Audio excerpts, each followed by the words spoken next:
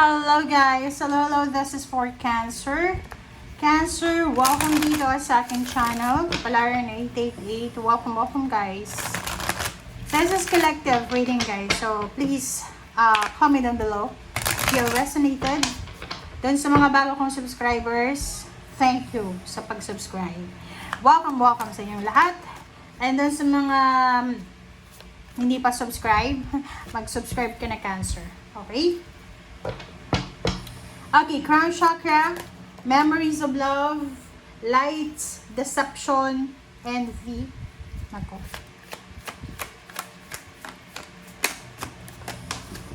Oops, nahulog na. Okay. Emotional loss. And partnership and alliances. Okay, Cancer. Nakakaloka yung ano mo ha, yung message mo.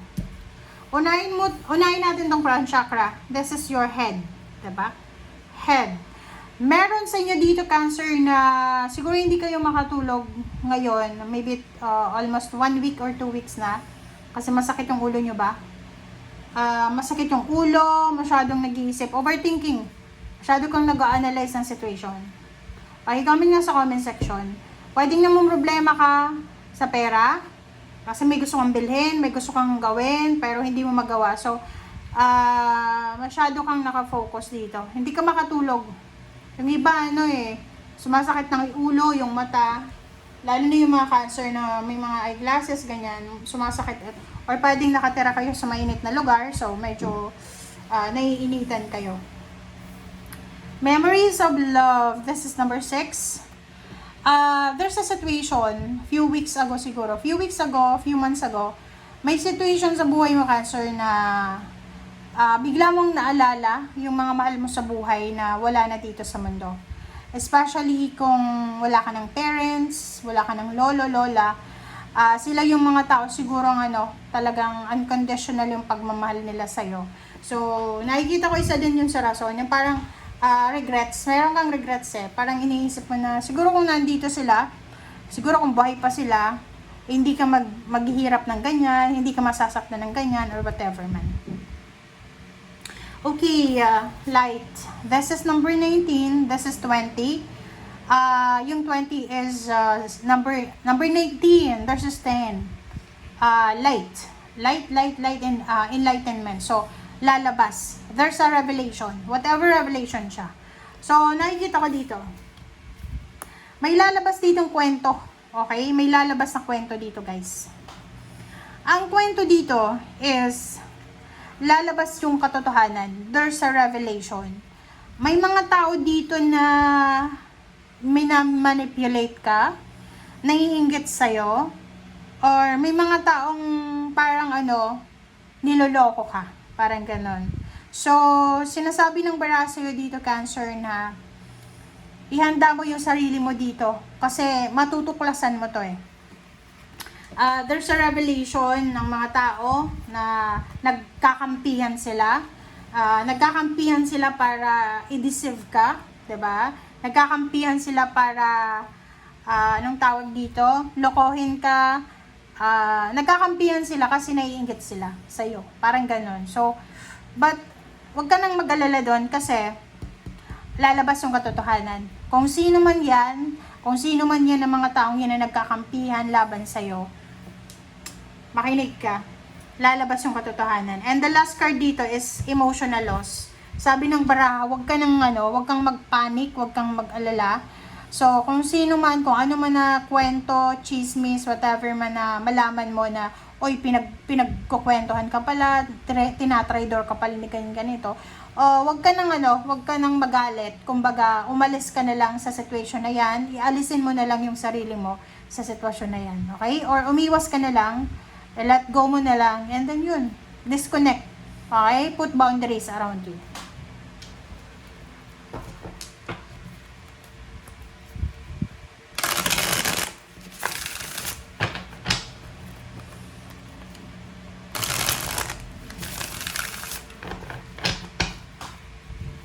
Okay, crown chakra.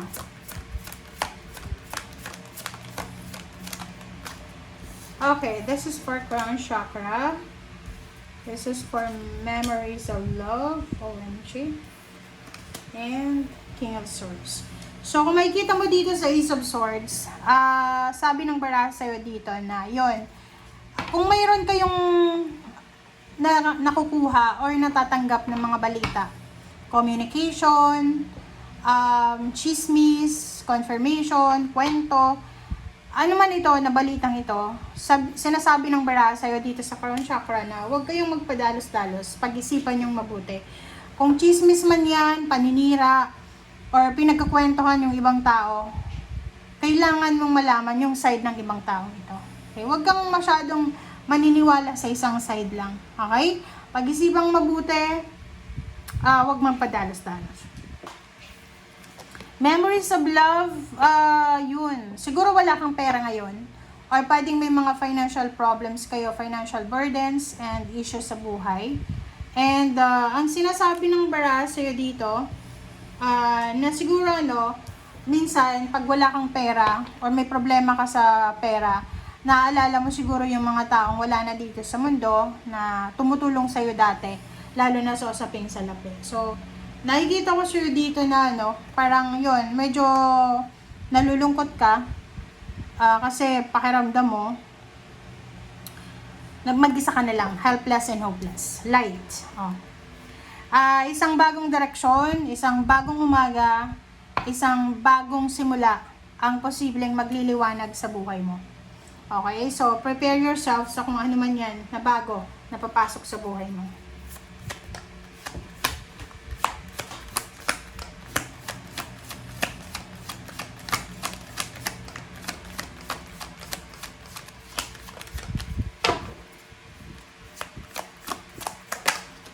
Okay, this is, wow! Congratulations sa inyo. Congratulations sa lahat ng mga Cancer kasi there's an incoming promotion, salary increase, partnership and collaboration sa trabaho. Pwedeng may mag-offer sa'yo ng trabaho, job well done kasi magaling ka siguro sa trabaho. So, sinasabi ng baraha na to na pwedeng magre-renew ka ng contract or posibleng may i-offer sa'yo na additional payments. Okay, deception and envy.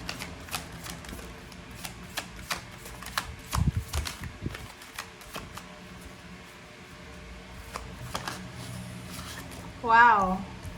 So yun, nakikita ko sa'yo dito na walang magagawa yung mga taong yan na minamanipulate ka, yung mga tao na yan na niloloko ka, yung mga tao na yan na naiinggit sa'yo, kaya ginagawan ka nila ng masama. Kasi the sun is here, sinasabi ng baraha na nasa iyo pa rin ang huling halakhak, nasa iyo pa rin ang happiness.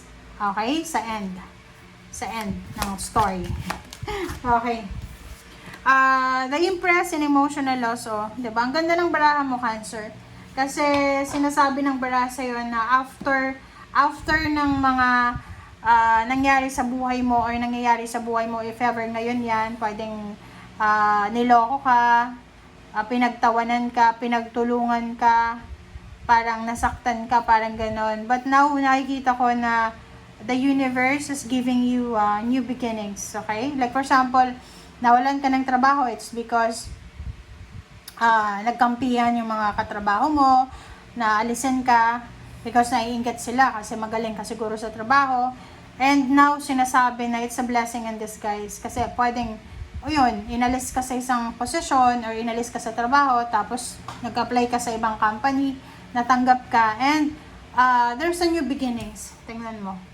Ang Empress na to is punong-puno ka ng inspiration, punong-puno ng pagsisimula. Yung motivation mo, sobra yung motivation mo. And the happiness is here.